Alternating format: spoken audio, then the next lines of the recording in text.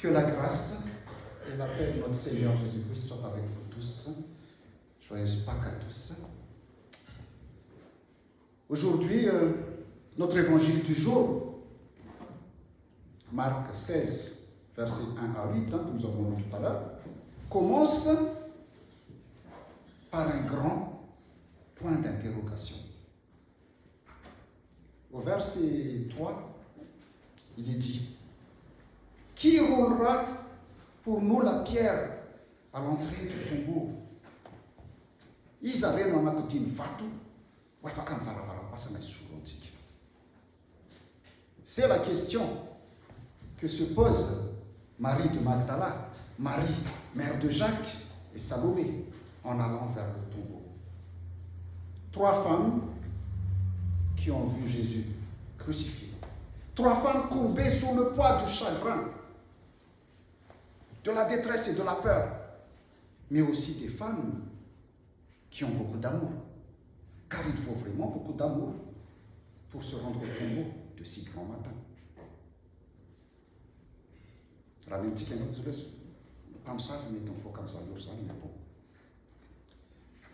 Ces femmes-là ont vraiment beaucoup d'amour. Elles auraient pu rester chez elles à pleurer.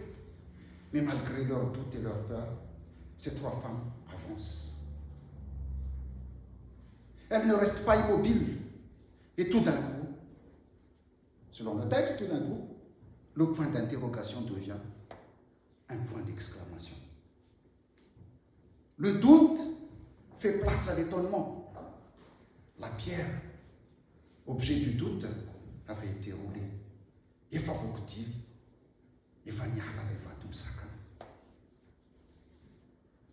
des fois, dans notre vie de tous les jours, chers frères et sœurs, des fois dans notre vie de tous les jours, des événements inattendus comme cela se produisent dans notre vie. Ce n'est pas le fait d'un hasard.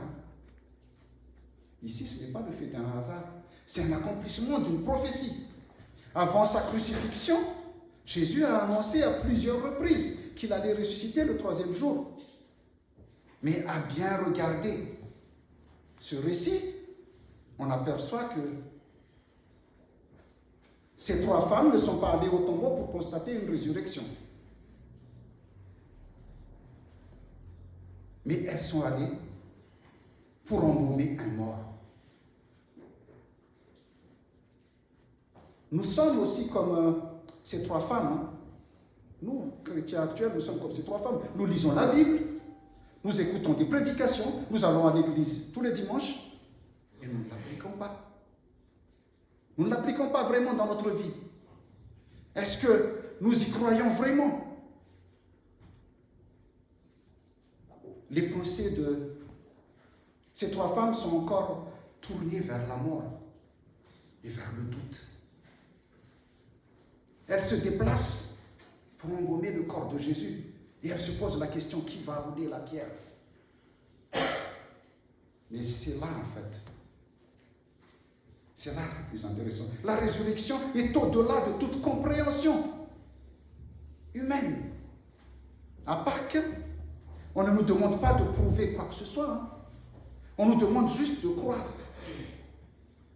Croire en Dieu, croire en Jésus-Christ, croire en la vie. Une nouvelle vie en Christ. Une nouvelle vie de foi, d'espérance et d'amour.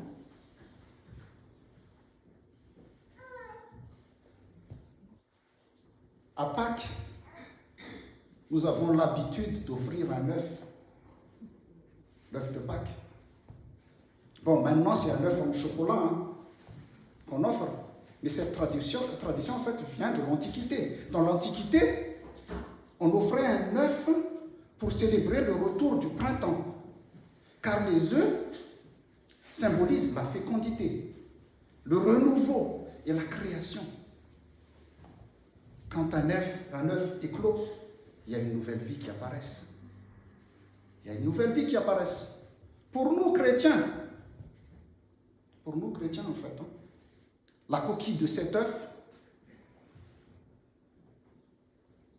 symbolise le tombeau qui s'est ouvert sans l'intervention d'aucun être humain. Ce n'est pas l'homme qui casse la coquille d'un œuf pour faire sortir un poussin. Hein.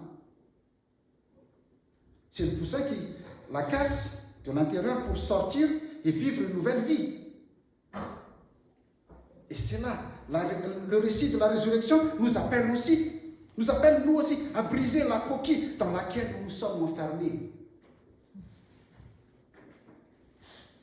De toute façon, si nous restons enfermés dans notre coquille, nous ne voulons pas sortir, nous sommes morts. Nous sommes morts. Nous sommes morts.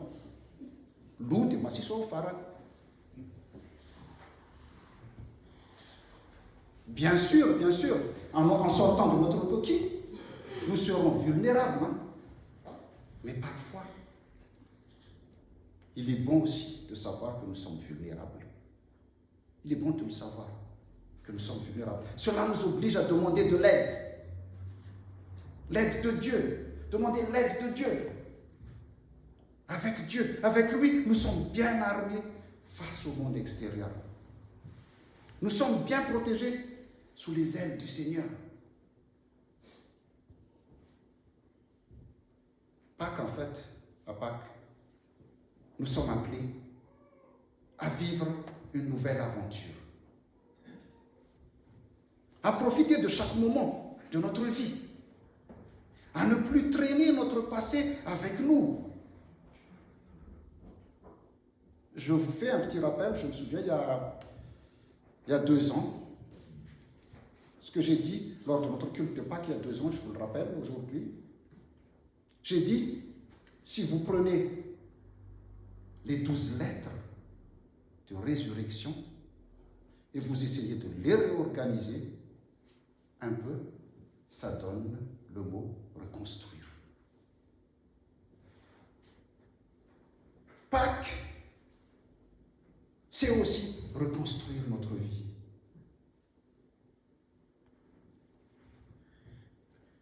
Jésus veut te reconstruire. Jésus veut reconstruire chacun de nous ici présents. Jésus t'offre l'occasion de reconstruire ta vie.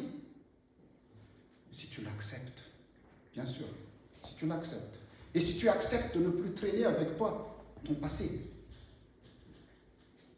Ou de ne plus traîner avec toi une partie de ton ancienne coquille, comme Calimero.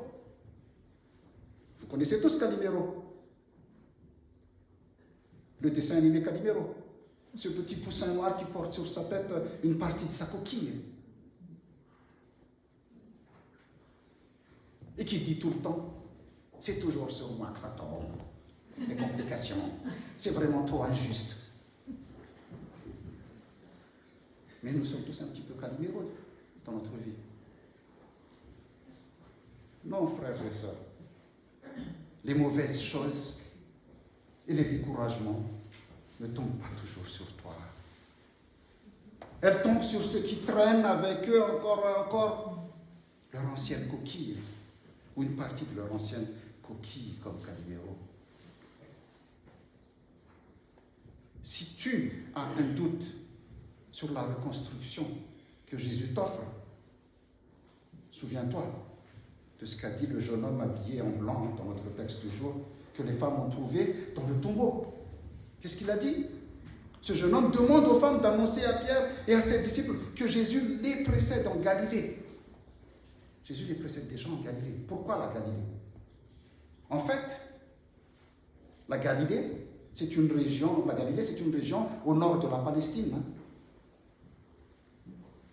où en Galilée, il y a un grand mélange de population. Donc, une présence de nombreux païens.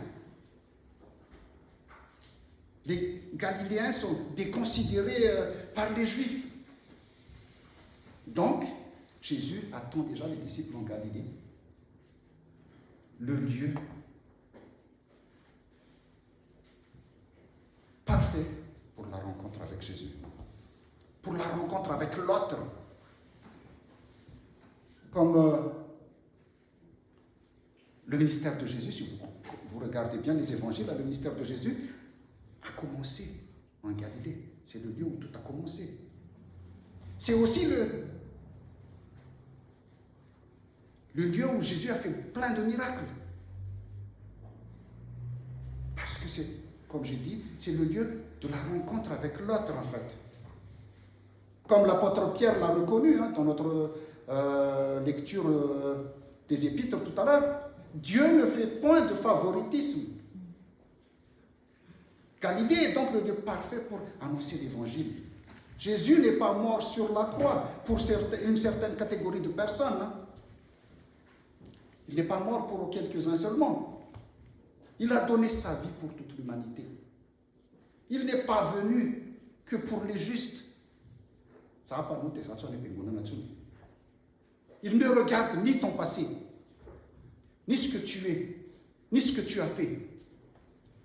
Il t'aime d'un amour inconditionnel. Jésus t'aime d'un amour inconditionnel.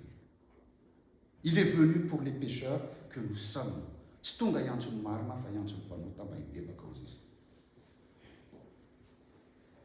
En fait, en enterrant Jésus, ils ont cru enterrer un mort.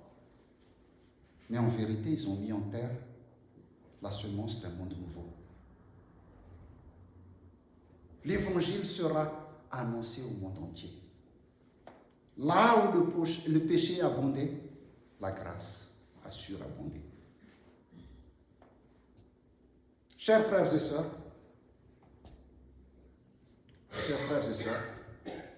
la vie à la suite de Jésus est une vie qui nous amènera hors de notre zone de confort. La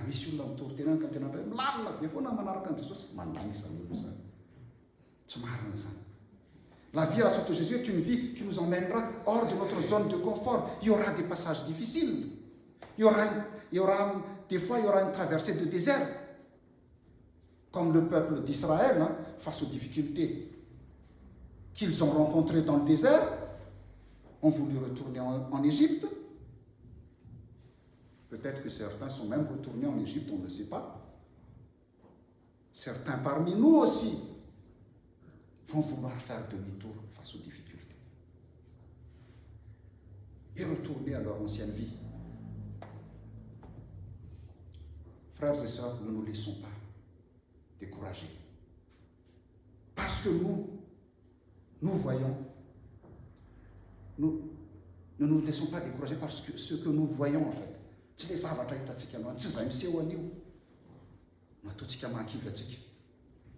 Continuons fidèlement dans la prière et dans la foi. Ne recherchons pas Jésus pour ce qu'il a à nous offrir seulement. Cherchons tout simplement à avoir une relation sincère avec lui. Voilà ce qu'il faut, avoir une relation sincère avec lui. Colossiens 3.2, nous avons lu cela tout à l'heure. Colossiens 3.2 dit, préoccupez-vous de ce qui est là-haut et non de ce qui est sur la terre. Je vais terminer. Les disciples de Jésus ont failli. Ils ont fait des erreurs. Ils l'ont abandonné même. Mais Jésus ne les a pas rejetés pour autant. Quand votre passé, quand notre passé, notre ancienne vie, nos mauvaises habitudes, nos peurs, nos stress, viendront vous chercher. Répondons tout simplement. Répondons tout simplement comme le jeune homme, habillé en blanc. L'ancienne personne, le Calimero que vous cherchez n'est plus là. Jésus-Christ l'a ressuscité. Cette personne n'est pas ici. Il n'y a que moi ici et moi j'appartiens à Christ. Répondez ça. Il n'y a que moi ici et moi j'appartiens à Christ et je suis vainqueur, plus que vainqueur avec Christ. La pierre qui écrasait, mon cœur a été enlevé. Les points d'interrogation de ma vie, les que vais-je faire? Les que vais-je devenir? Tout cela va se transformer. Waouh! Gloire à toi, mon Dieu. Gloire à toi, mon Dieu. Joyeuse Pâques à tous. Que la grâce de notre Seigneur Jésus-Christ, l'amour de Dieu, le Père, la communion du Saint-Esprit soit avec vous tous. Amen.